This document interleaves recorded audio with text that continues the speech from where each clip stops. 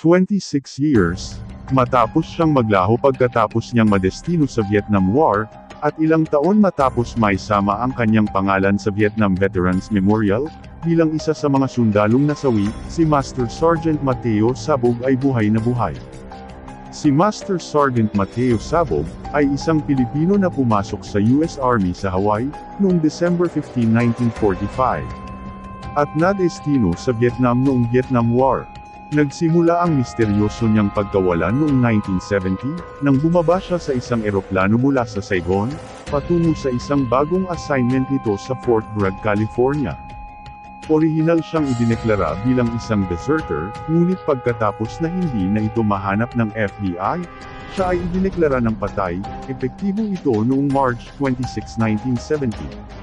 1996, nang magulat ang lahat, nang mag-apply ang isang matandang lalaki para sa